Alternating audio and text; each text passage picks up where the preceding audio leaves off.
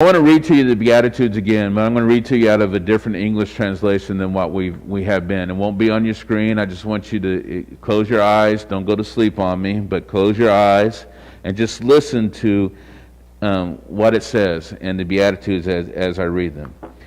God blesses those who are poor and realize their need for Him, for the kingdom of heaven is theirs.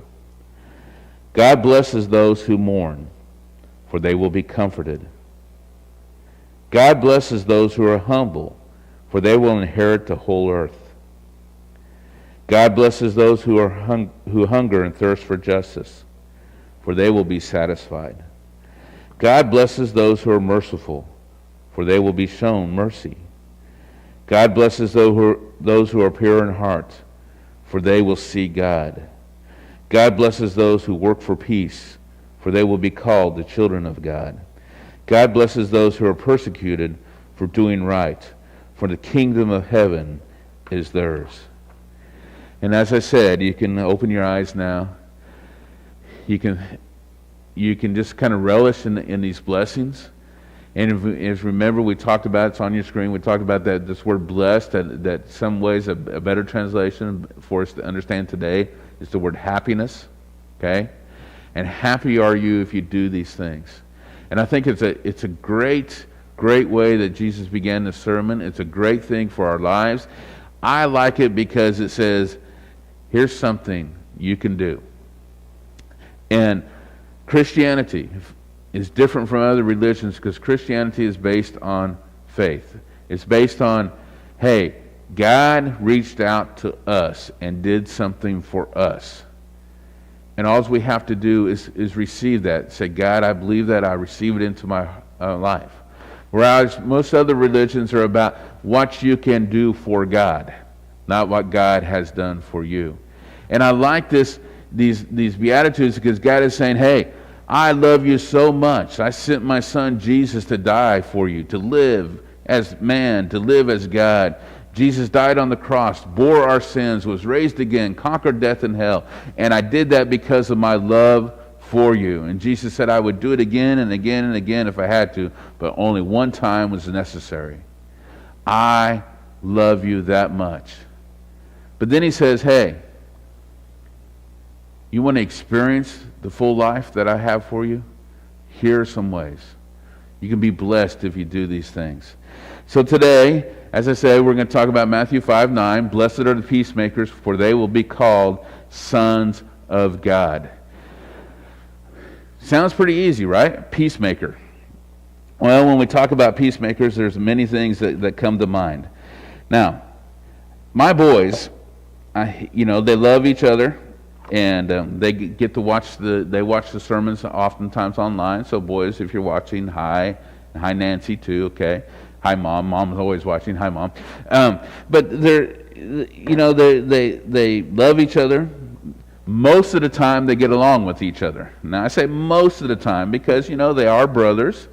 They are together all the time right now since the middle of May, been pretty much together, 24/7. Every once in a while, one will be in a different room, but they're together all the time. They love each other that much. And so, on regular intervals, there are, let's just say there's not peace, okay? And there's not peace, and conflicts will arise, and perhaps it'll be because, they're playing with their Legos, and one has, they have thousands of Lego pieces, but one has the one piece the other one wants. And so a conflict will arise. Or maybe one takes one of the other one's toys or stuffed animals or something like that and just takes it just to taunt the other one.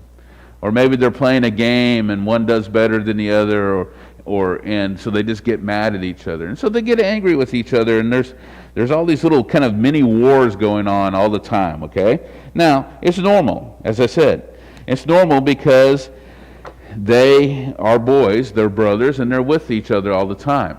And what I love about them is the fact that they can have these little mini wars, and they can be fighting against each other, and then 2 minutes later, man, they're best friends again. Okay? And I love that about them. But here's what happens sometimes in our family, and what happens sometimes that when these wars begin, they begin really quickly and they go away just as quickly. But sometimes one of them doesn't know why the other one is mad. Okay? And it happens with Nancy and I sometimes too. Sometimes one of us will get mad and nobody knows why. Or the kids won't know, Dad, why are you mad? Well, I have to explain it to you. No, that's, they don't know. Or I don't know why they're mad or something like that. We have no idea why. Okay? And then sometimes it seems like that maybe one of them, and maybe you've experienced this in your life, that you just meet someone that just seems to be kind of looking for a fight. It's like they don't want to be happy. They don't want you to be happy. They want just to have some conflict going on. Okay, they'll say things purposely. That we all have those things that we say. Push our buttons. Those things that we can say to each other that just gets each other mad and things like that. Well, maybe they search for those things. They try to say those things. Okay, they're somehow looking for a fight. And then there's those other people that just always want to antagonize everyone around them, or maybe specifically want to antagonize you. Okay, they want to try to cause you to be angry or to hostile, or they want to take away from your happiness that you have. And then as I thought about this, I thought, man, there are people that I've met that are just never happy with anything. Okay, they're never happy with anything, and they always find a reason for things to be bad. They're always, and they take that negativity, and it often results and ends up in conflict with somehow, one way or the other. Okay, they're angry at these people. They're angry at that people. They don't like this. They don't like that. Blah blah blah. Okay. And whenever these things happen, whenever somebody's mad at us and we don't know, whenever somebody's attacking us, whenever somebody is just raising conflict, especially when we're involved, our natural instinct is what? It is usually to defend ourselves or to attack back. And I have to be honest. Sometimes I do that even when I know it will make the situation worse. Maybe I know if I say this one thing, it's just going to escalate to tension, escalate to conflict, but I say it anyway. Maybe it's just something that slips out of my mouth. I didn't mean to say it, but that tends to be our reaction, to defend ourselves, to attack other people around. Now, this is unhealthy. It's unhealthy for relationships. It's unhealthy for relationships at all levels. One-to-one relationships, work relationships, relationships in community, relationships in churches, relationships in our countries, relationships around the world. Anytime we take these type of attitudes. Now, here's the thing. When we're talking about these things, and when we talk about this particular beatitude, Jesus says, "Blessed are the peacemakers." I wanted to read to you again. Actually, I think I put it on here on the screen. Let's see. Did I put it on the screen? Yeah. Look at Matthew 5:9 in the New Living Translation, because I like what it says here. God blesses those who work for peace, for they will be called the children of God. Work for peace. Peace is not easy. It takes work. It takes a lot of work. Okay?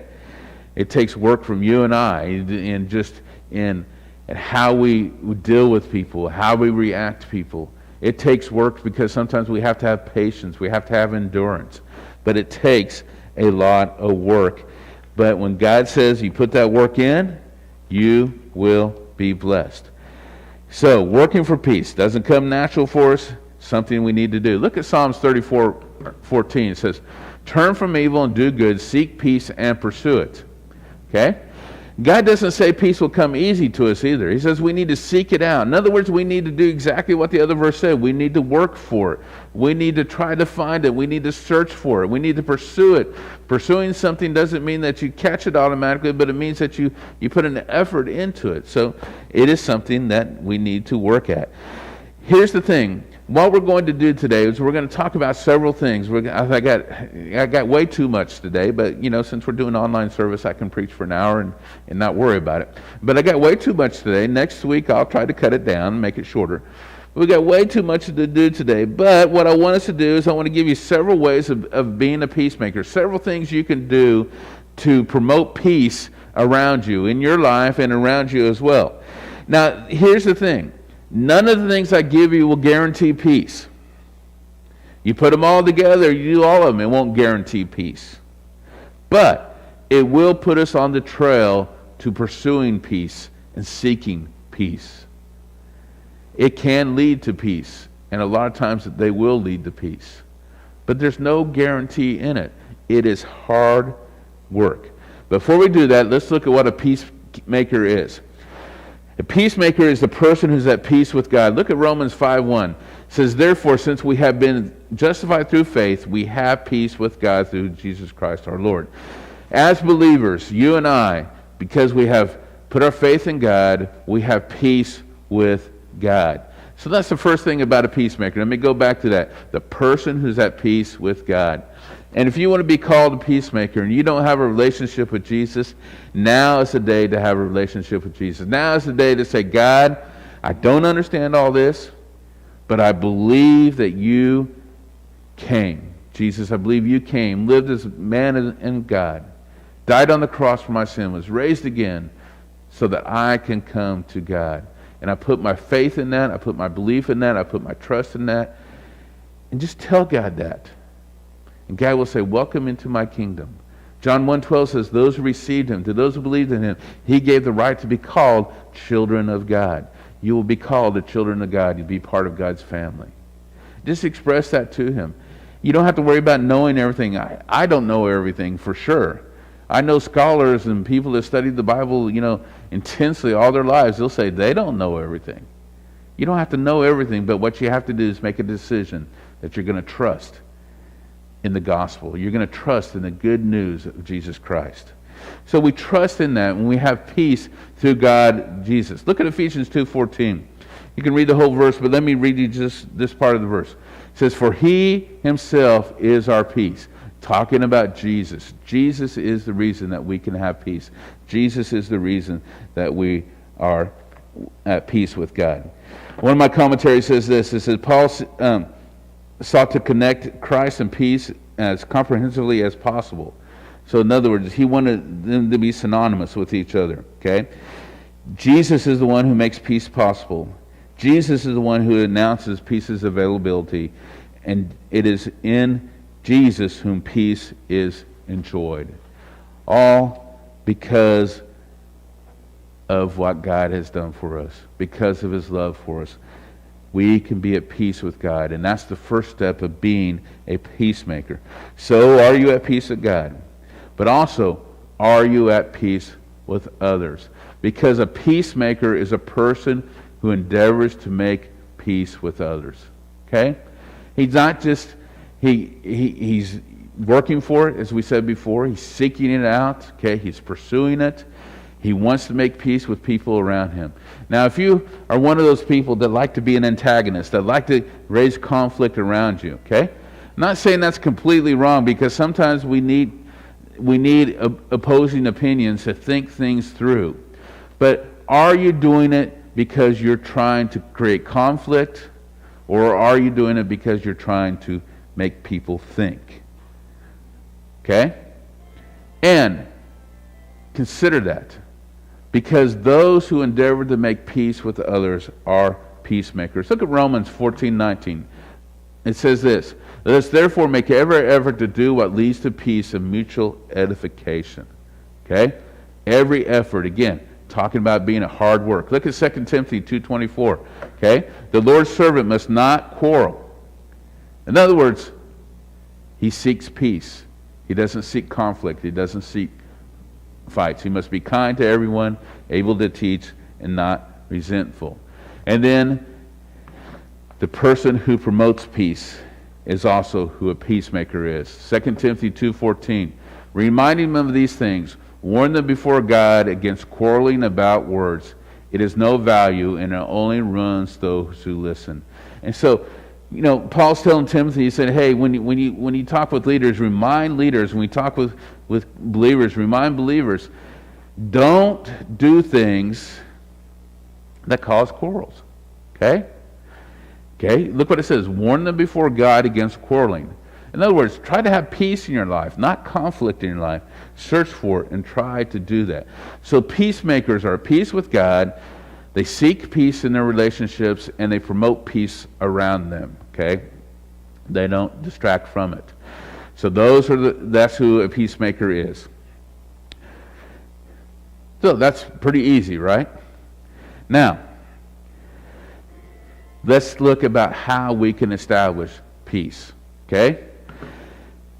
And we can establish peace by being a peacemaker. Now, a peacemaker is not someone who avoids trouble or passively accepts trouble. That's usually what we call a peacekeeper. And there's a difference between a peacemaker and a peacekeeper. Okay? And you've all been there sometimes where you've had to, quote, bite your tongue in order to keep the peace. You know that something is wrong. You know that something needs to be said, but you know if you say it, it's just going to blow up. And it's just going to cause lots of trouble. So you don't say anything. You're being a peacekeeper at that time, not a peacemaker. Because a peacemaker does not avoid conflict. They seek to find solution in conflict. Okay? And we'll talk about that more as we go through this. So Proverbs 10:10 says this, people who wink at wrong cause trouble, but a bold reproof promotes peace. Wow. Okay? People who wink at wrong cause trouble. So if you see something wrong and you just ignore it, then you're not a peacemaker. You're actually adding to the trouble. So being a peacekeeper is not necessarily a good thing. It can be a good thing. But most of the time, it's the wrong choice. We need to be peacemakers. Okay? Peacemaking is not running or avoiding. Running from the problem. It's not appeasing. Appeasing means I give in. Okay? Appeasing means they always get their way. It's not peace at any price. Appeasement is not peacemaking.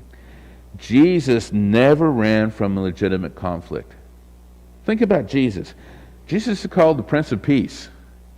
But if you read through the Gospels, how many times did Jesus have a confrontation with someone? Okay? He didn't run from conversation. He didn't run from conflicts. You know, when he was questioned about things, he addressed it. And he addressed it straightforward, honestly. He addressed it with compassion, with empathy for people as well too. Okay? He wasn't rude in what he did. He really knew how to handle conflict. And he really knew what to say and what to do. And hopefully we can pick up a few things today to be the same way. Okay? A peacekeeper, again, avoids trouble. Peacemakers don't. Peacemakers may look like peacemakers, but only one group will experience true peace, and true peace in the end. All right, so if we're talking about pursuing peace, and we talk about being a peacemaker, not a peacekeeper, what are some things we can do to pursue peace? Now, I put these first two together. Originally I had them apart, but I was like, the verses kind of fit together, so I want to put them together, okay? So the first step in pursuing peace is take the initiative, be proactive. Okay? Just don't sit there and just don't do nothing. And then the second one is don't delay, do it quickly. And we're going to read some verses out of Matthew and just a little bit later in chapter 5 actually about this in just a few minutes. Okay? So when we talk about this, and as I said before, these things won't guarantee peace, but they'll set us on the trail, they'll set us on the road to pursuing peace and to seeking peace out. Okay? So when we talk about taking the initiative, and the initiative is taking the opportunity or taking the power or taking charge to do something before somebody else does. Okay? And I find this sometimes in my life when there's conflict in my life, and I know about the conflict, and especially if I think the other person is wrong, and we'll get to that too in a minute, but if I think the other person is wrong, sometimes I just want to sit back and wait for them to approach me, for them to say, oh, I'm sorry, oh, you're so great, no, blah, blah, blah, blah. But that's not a peacemaker, okay? That's just avoiding. A peacemaker will see that something is wrong, and they'll take the initiative to try to find out why. What's happening? What's going on? What's wrong here? Okay? Now, if you're proactive, one of the things you do is you can think about the future. You think about things that may happen, okay? This is where, think about your words before you say them type of idea comes in. So if you're taking initiative, you're being proactive, maybe you think about what you're going to say before you say it, before it causes the problems that it will cause. And then you choose not to say it. You be proactive in that. And you don't delay. When you see something's amiss, when you see something's wrong, don't delay in it. Act on it quickly. Because if you're not at peace with other people, it's hard to be at peace with God. And if it's hard to be at peace when you're not feeling full peace with God, it's hard to receive God's blessings and enjoy your relationship with God as you should. So it's important to be at peace with other people. So work at it quickly. Matthew says this, later in this chapter, same chapter, chapter 5. Therefore, if you're offering a gift at an altar, remember that your brother has something against you. In other words, you're not at peace. There's a conflict. What do? You leave your gift there in front of the altar. First and go be reconciled to your brother, then come offer your gift. What was the most important thing for worship that the people that Jesus was addressing understood? Well, maybe not the most important thing, but one of the important things was offering gifts at the altar. And God says this, you know what? Being at peace with other people is so important that forget about worship right now. Make peace with that person. Okay? If you're married and you're coming into church, unless you're the pastor, unless you're the preacher, but maybe I should do this too. I don't know I think this happened one time in Nancy and I's almost 11 years of marriage, where we had a big fight right before church started. But what's the most important thing? That you're here at church worshiping, or that you're being reconciled with your spouse? According to this, being reconciled with your spouse. And so we take the effort. God says being at peace with other people is so, so important. Set aside worship right now. Get this right with others. Then you can come to me and worship with the right mind, the right soul, with peace in your heart, if you want to even think of it that way. So, don't delay, okay? Now, reconciliation, okay? It says be reconciled to a person. So I can hear questions popping into my mind, and the question is simply this: well, what if I go do it and the person won't accept that? Okay? I've had that happen in my life. You've had that happen in your life. That's a fear that we could have, but you know what? You don't worry about that. Okay? And in this sentence, if you look at this, it says, if someone has something against you, that means you have done something. Okay? And you know who have done it. I have said the wrong thing to someone. I have treated someone badly. I have done something else. So then it says you're responsible to go take those first steps to try to be reconciled. Okay? The reconciliation is the responsibility of the person who has wronged somebody else. It's not their responsibility to come to you. It's your responsibility to go to them. Okay? When we talk about leaving immediately, again, it signifies the importance. And it signifies the importance of how important it is to God that we are reconciled with each other. Now, let's look at the next verse. Verse 25. Settle matters quickly with your adversary who's taking you to court. So, an adversary who's taking you to court, this means that somebody has done something to you. Okay? And Jesus says, hey, you don't get off the hook just because, I'm telling you, if you've done something to somebody, you go reconcile it. But also, if somebody has done something to you, you also work at peace. You also work at trying to be reconciled in that particular situation, in that particular thing. Okay? And it says, do it while you're still on the way, or still with him on the way.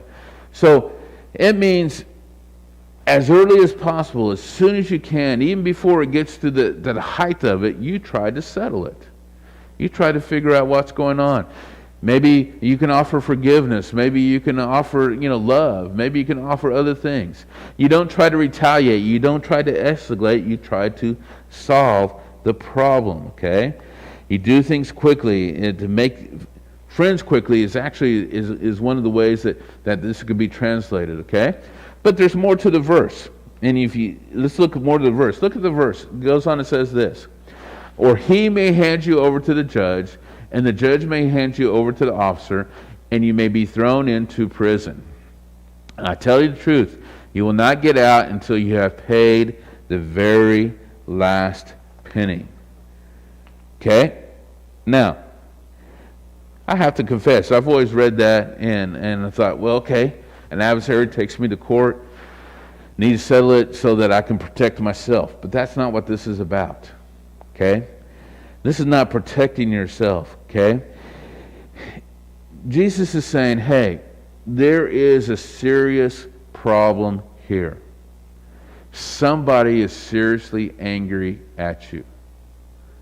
You need to find a way to be at peace with that person. Okay? When we talk about, to tell you the truth, you not get out until the last penny has been paid, it's saying this. If someone has anger against you and you don't make peace with that person, you're not reconciled with that person, that anger won't go away. It'll sit there for years and years and years. I've heard stories about people that maybe were best friends when they were young, maybe in their teens or 20s, okay? And then something happened. And because that thing happened, one person got angry at the other. And they spent the next 50, 60 years of their lives angry at each other. And then finally, one day, they reconcile. And they realize how much time they have wasted because they did not come at peace with each other before. But they held anger for that long. You miss out on things. He's saying, hey, go be reconciled. Do it quickly. Don't let it become an anger that is not met, or an anger that is not addressed, an anger that is not settled peacefully. Okay? All right. Next thing. Well, we'd have take the initiative, be proactive, don't delay, do it quickly. Rick Warren says this. He says the only way to resolve conflict is to face it. And he says, actually, when the sermon that he preached, he said, write this down. He said the only way to resolve a conflict is to face it. You take the initiative, you be proactive, don't delay, do it now. You can't go around it, you can't go over it, you can't go underneath it, beneath it, behind it. You've got to go through it. And that takes courage, my friends. That takes a lot of courage. Look at 2 Timothy 1:7. God did not give us a spirit of timidity, but a spirit of power, of love, and self-discipline.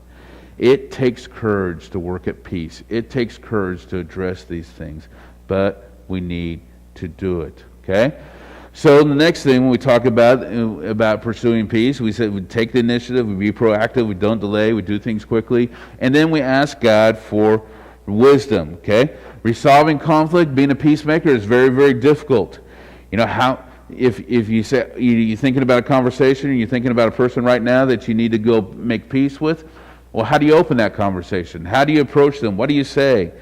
When should you do it? Where should you do it? I've had people that have had conflicts with me, and they want to have that conflict with me right before I preach.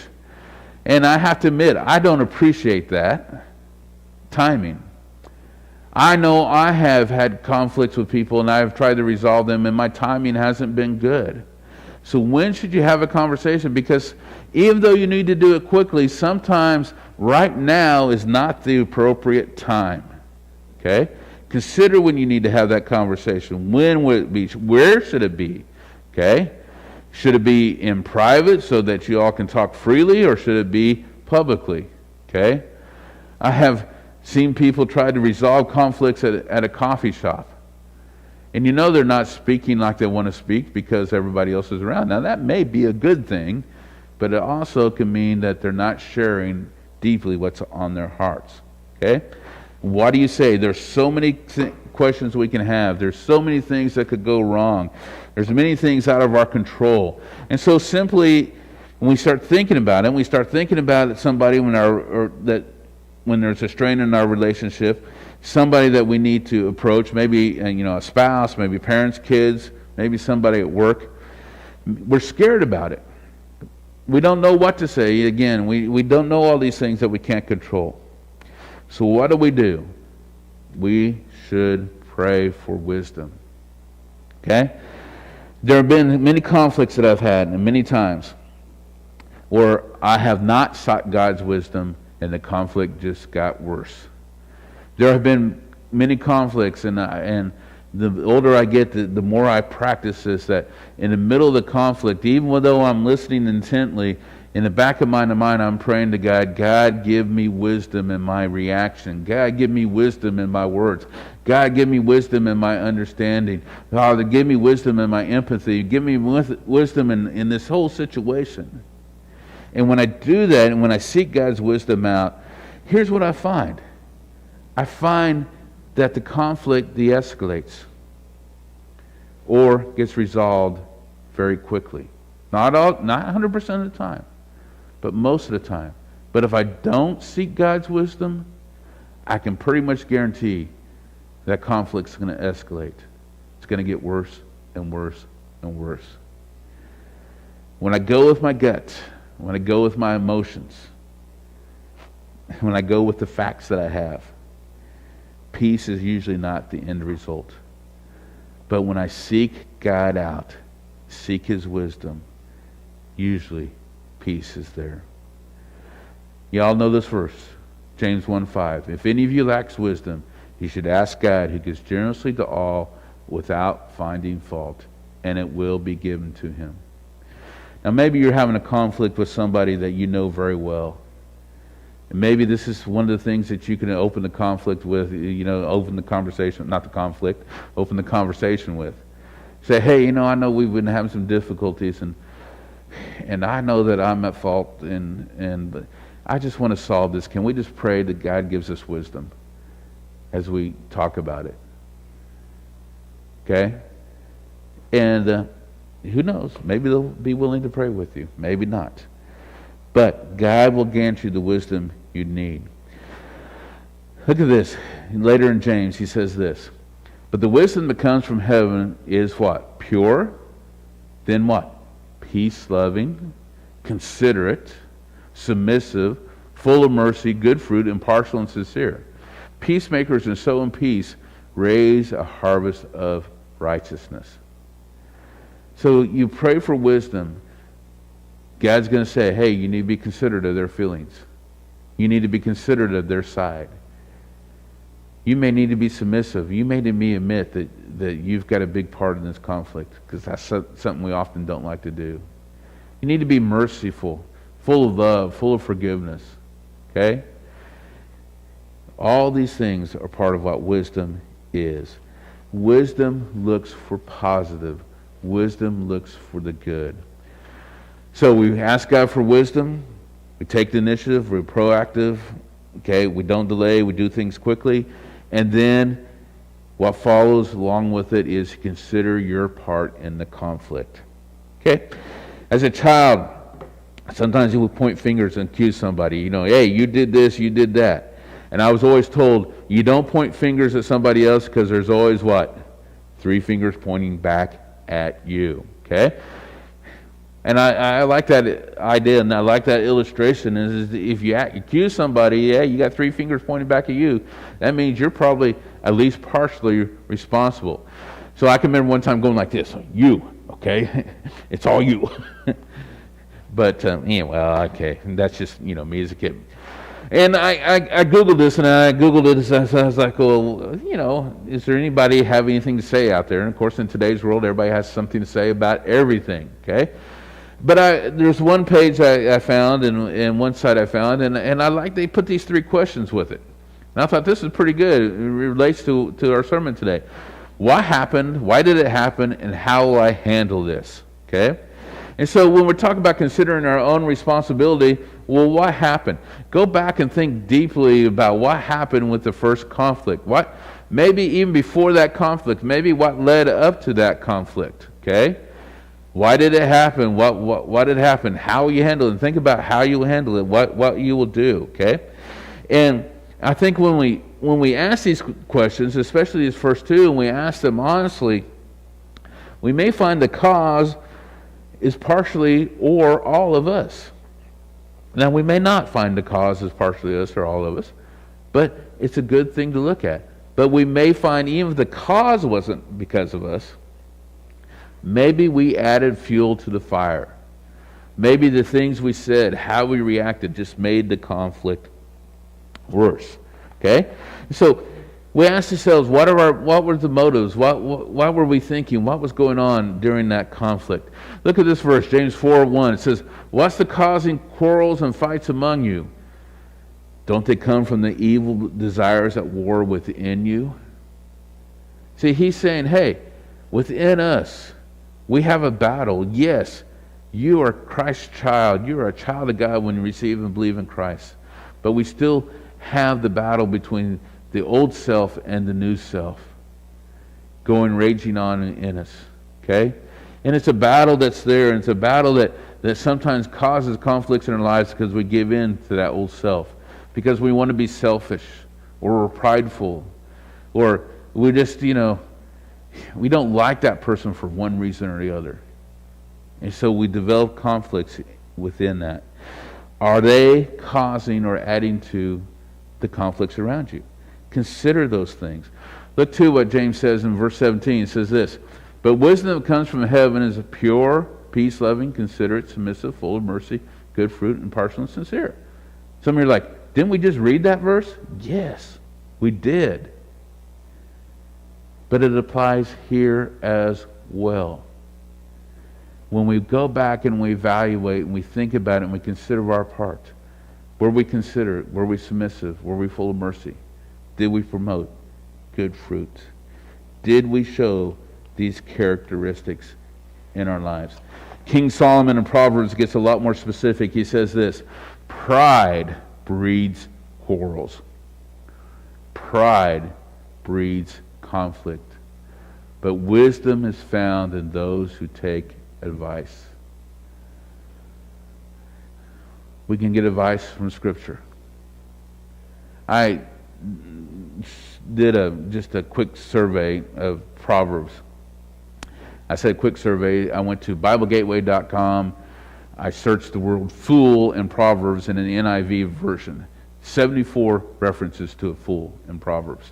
31 chapters, 74 references. A lot of those don't apply, or some of those don't apply to conflicts, but a lot of those apply to conflicts.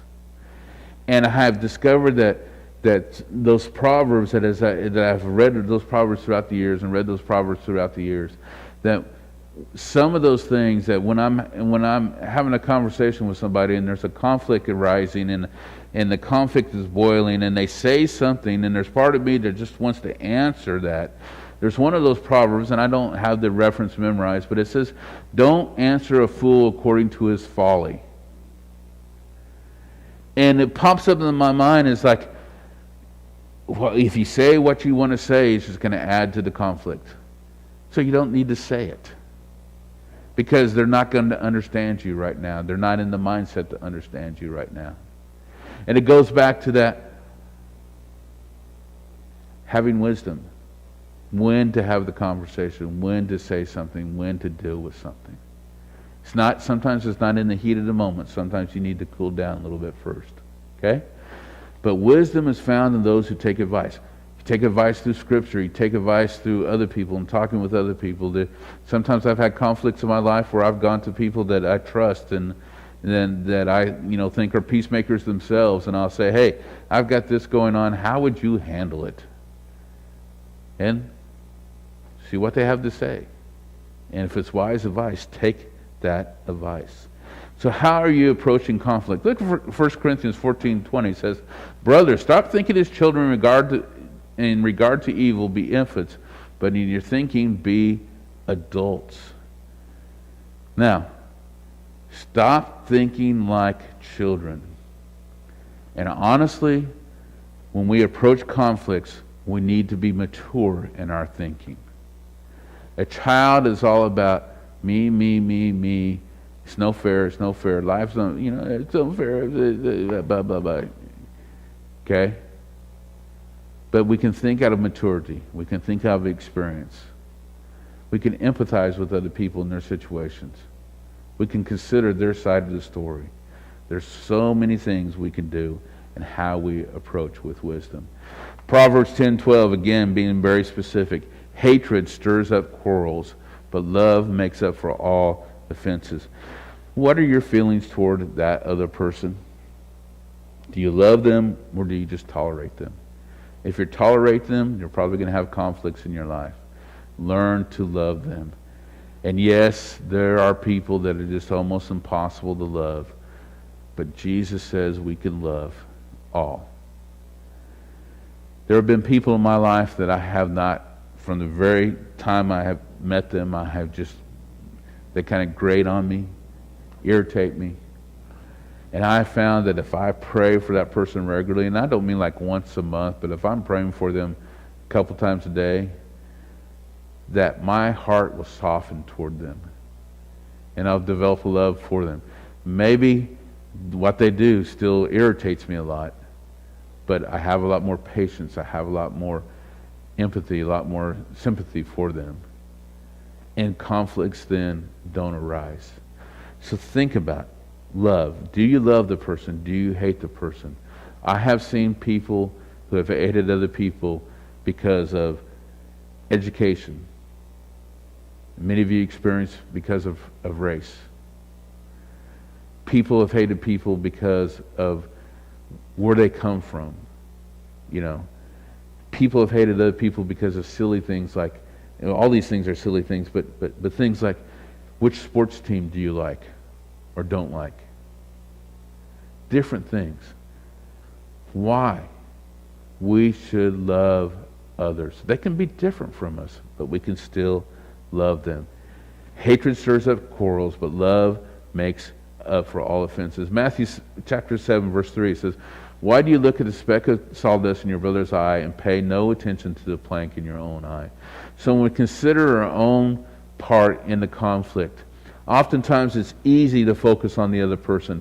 It's easy to focus on what they did and what they said, and well, you said this, you said that you did this, you didn't do this, blah, blah, blah. But hey, what about yourself? What part of it is your responsibility? It goes on and says this in verse 5, it says, you hypocrite.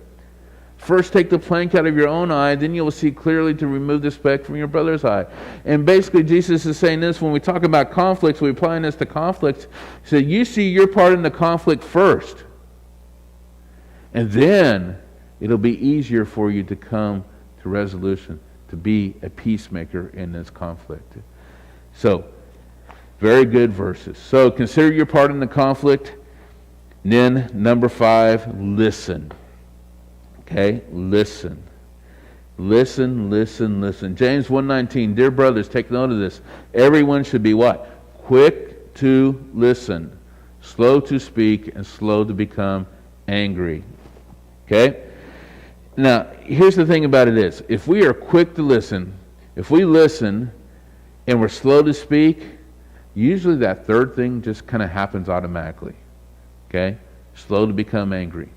It's when we forget to listen. It's when we speak, just quickly as we can. You've had those conversations with people, maybe you had those conflicts with people, arguments with people that you want to say your part, and they won't let you say your part because you start into it, and they're like, but, and you, they don't listen. They're just wanting to speak fast and speak against you. I'm like that too. There's so many times where I have to, quote, bite my tongue so that I can listen to the other person and hear what the other person has to do. When we listen, I like this. I found this in my research. It says this. It says, if we are quick to listen, slow to speak, usually the third, slow to become angry, is automatic. So I just said that. But it goes on and says this. You listen to people's hurt. You listen to their perspective because you don't know their perspective. You are not them. You don't know. And some of you think, well, I know this person very well. You don't know the person well enough to know exactly what they're thinking. Okay? You may begin to better understand them in the conflict. You listen to what happened. You listen to how they feel. You listen to how it made them feel. You listen to what they've been feeling since. And you can better understand them. And here's something else. When we listen to people, it does something else. First of all, it makes a person feel recognized. It puts them as being important. They're important enough to you that you'll listen to them. And then it makes them feel validated. I've noticed this with the boys. Now, boys, you're learning all my secrets today about dealing with you, okay?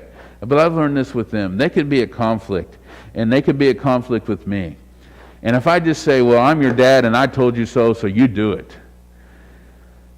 Well, they respect me enough that most of the time they'll go do that. But the eyebrows are down.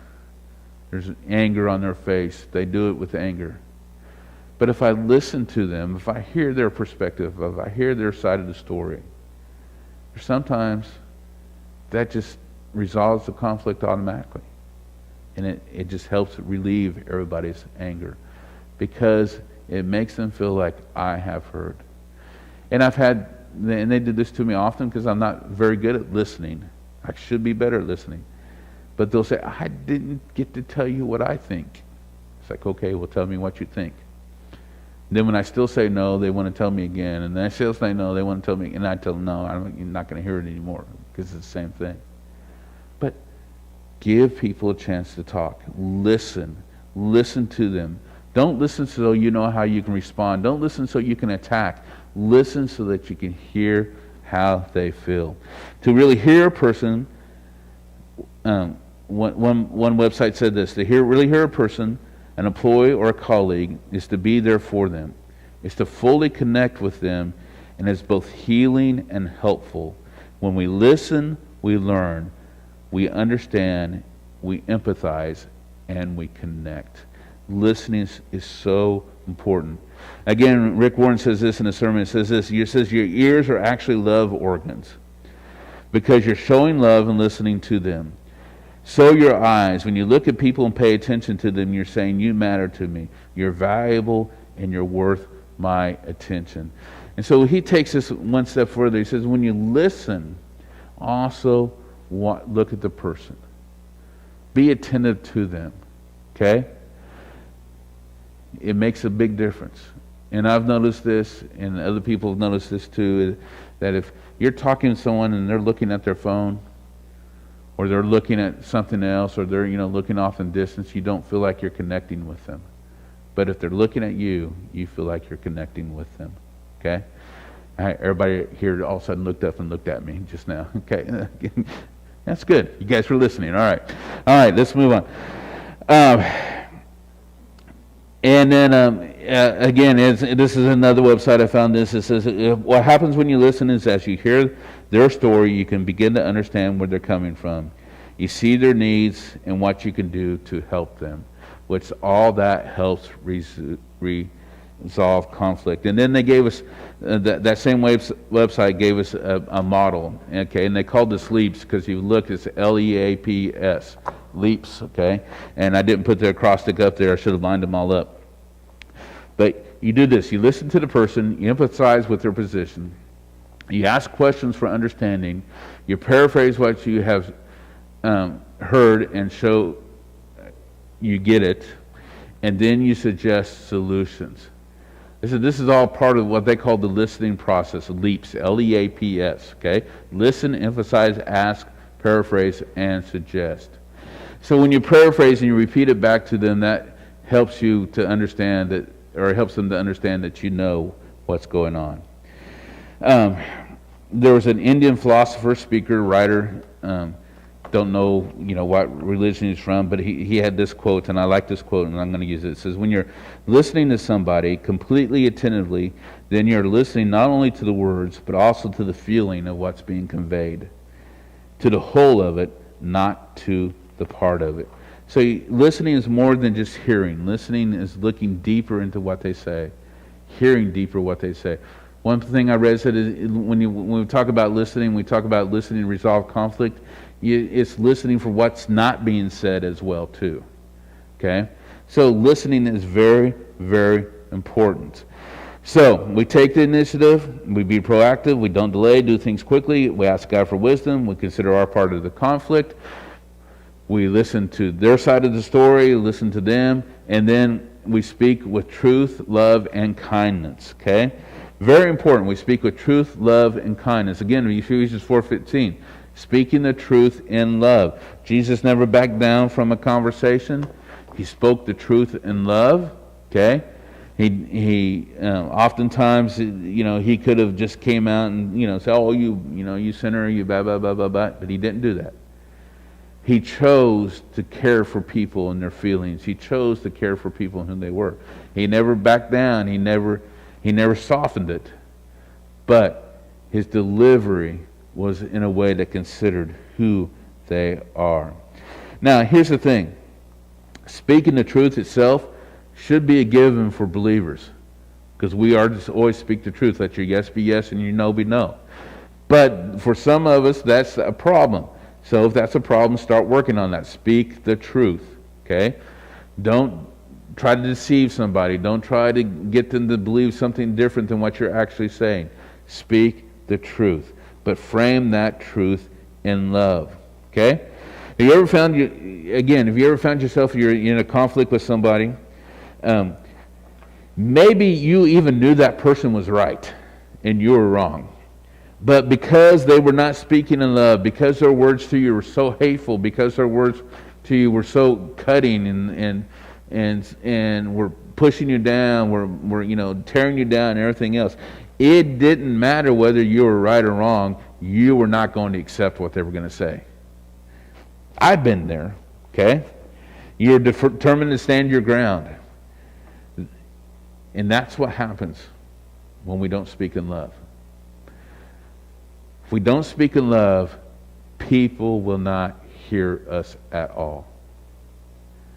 We need to learn how to speak with love, to be gentle, to be kind, to be considerate of them, to empathize with their position. Okay? When you speak out of love, we're basically keeping other people's interests at heart. Philippians 2, chapter 2, verse 3 says, do nothing out of selfish ambition or vain conceit, but in humility consider others better than yourselves. So we speak with love. We put other people's best interests at heart. We put those first. We don't do anything out of selfish ambition. We are humble before them. Proverbs says this, reckless words pierce like a sword, but the tongue of the wise brings healing. So frame your words in love. Speak truth out of love. Ephesians 4:29, do not let any unwholesome talk come out of your mouth, but only what is helpful for building others up according to their needs, that it may benefit those who listen. Now, you can't force a person to listen, but you can help them to listen by how you speak to them. Okay? And here's the thing, in our home, I wrote this down, actually last night, I wrote this down. I said, I noticed in our home that we often focus on the blame, not on fixing the problem. So, not just last night, but for a while now, I've been trying to ask questions. What can we do differently to solve the problem? Not to say, Why did you do this? What's wrong with you? Blah, blah, blah, blah. But what can we do to prevent this from happening next time? Now, I said try. I'm not good at it. You need to pray for me, okay? But I'm trying to do that. I'm trying to take the focus off the blame and put the focus on fixing the problem, resolving the conflict, being a peacemaker. Try that in your own life as well too. And then, last thing, focus on the problem, not the blame. Okay?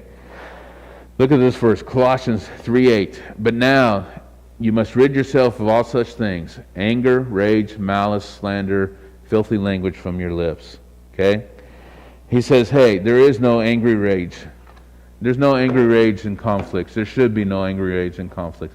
You have a conflict, you approach it maturely, you approach it with wisdom, you approach it out of love. So you know, maybe you have anger there, but there's not the rage involved with it. And maybe the anger is something you need to be praying about even before you walk into it. But you need to deal with that. There is no place for anger. When we talk about malice, you know, those are things that you say intentionally that are designed to hurt somebody else. Okay? There's no place for the peacemaker doesn't have that. You use that type of things, you're not going to have peace. So don't use that. Okay? Focus on solving the problem, not placing blame. There's no slander, there's no insults. Okay? No belittling, no labeling. You're just like this person, or you're just like that person, or you're so bad, or you're so this. We don't do any of that. That doesn't do anything to promote peace. Matthew 5:9 again. Blessed are the peacemakers, for they will be called sons of God.